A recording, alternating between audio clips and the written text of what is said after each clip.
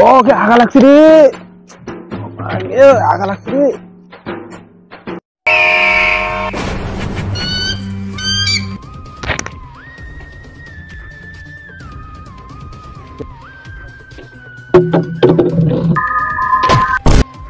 এটা না মরি গেছে রে।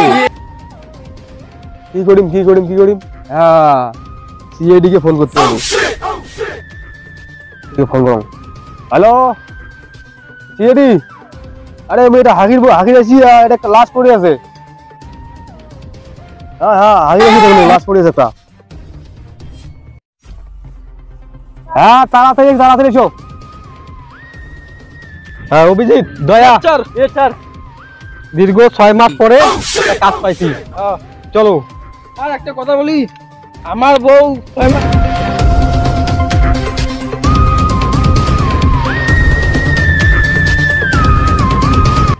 দাঁড়ান, ঠিকানা তো এইখানকার দিয়েছে, এখানে তো কোনো লোক দেখতে পাচ্ছি না।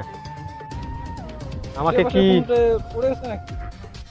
দেখো দেখতে হবে। কে ফোন করছিস রে? স্যার আমি ফোন করছি। তুই ফোন করছিস? হ্যাঁ আমি করেছি। কেন রে, তুই ফোন করলে কি টাকা বেশি কাটে নাকি? হ্যাঁ স্যার, ক্ষমা করে দাও। পুলিশকে ফোন না করে ডাইরেক্ট সিআইডি কে কল করছিস? স্যার ক্ষমা করে দাও, এই মতো ক্ষমা করে দাও। কি ঘটনা, কি হয়েছে তাড়াতাড়ি বল। স্যার ওখানে একটা লাশ পড়ে আছে, আমি হাসপাতালে দেখেছি। অভিজিৎ, দয়া, চলো। অভিজিৎ, দয়া, ঘটনাটা খুব খারাপ লাগছে, ঠিক আছে? অভিজিৎ, তুই চারপাশটা দেখ, কিছু পাওয়া যায় কি না, আর তুই ওর পকেটটা চেক কর। Okay sir.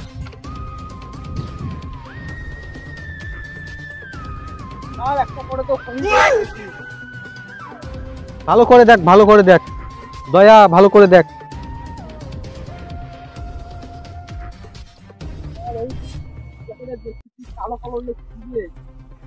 ভালো করে দেখো তো। আর এদিকে কিছু নাই।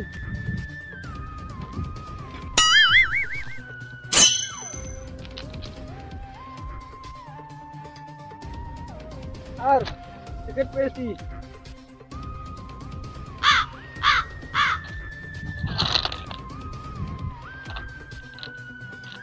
আর একটা গ্যাস লাইটও পেয়েছি। তার মানে তো বোঝা গেল এটা তো একটা বিশ্ব মাতাল। আর আমি কি যেতে পারি?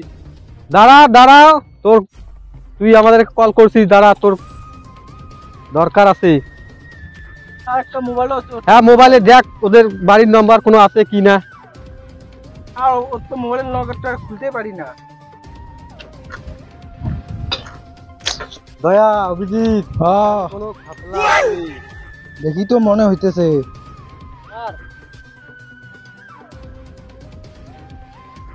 শালা মরলো কিছু একটা সবুত রেখে যায় নাই। স্যার আমার মনে হয় ও মাল খেয়েছে। কি উল্টে পাল্টা কথা বলবি অভিজিৎ? যদি ও শালা মরে তাহলে ও আশেপাশে কিছু পেলাম না কেন? ওর মুখ থেকে গন্ধ বেরিয়েছিল। কিছু তো পাইলাম না। এত খোঁজাখুঁজির পরে কিচ্ছু পেলাম না। ওটা কি খেয়ে মারা গেছে? এখানে কোনো ঘাপলা আছে দয়া?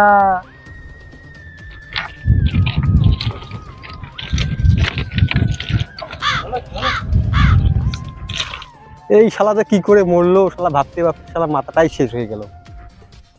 দয়া, একটা কাজের সময় আসি তোর মোবাইল। দাদা লাইটের না। অভিজিৎ, লাইট একটা দাও তো। আমার কাছে লাইট আছে না। ওই দয়া, লাইটটা দে তো। আমার কাছে তো নাই।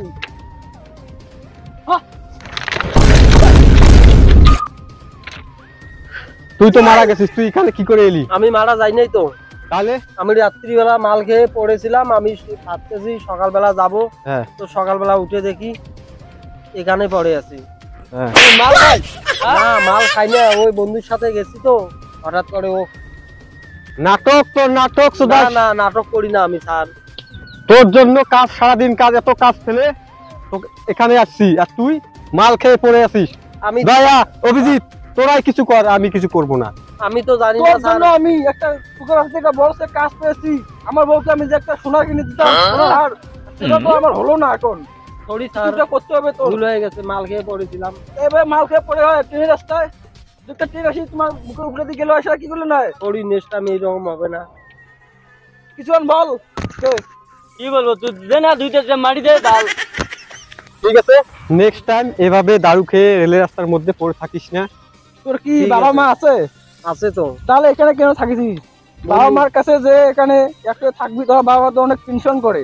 বন্ধুর সাথে গেছি না হঠাৎ করে, নেক্সট টাইম মাল খাবো না। বন্ধু এখন কোথায়? বন্ধু তো জানি না কোথায়। তাহলে বন্ধুদের সব পাশে থাকে না সময়ে, খারাপ সময়ে। নেক্সট টাইম এইরকম হবে না আর।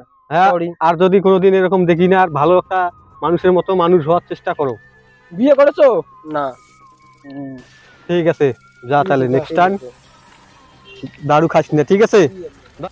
ভাইয়া অভিজিৎ, হ্যাঁ এতদিন পর একটা কাজ পাইলাম, হ্যাঁ ভাবলাম যে কিছু একটা হবে।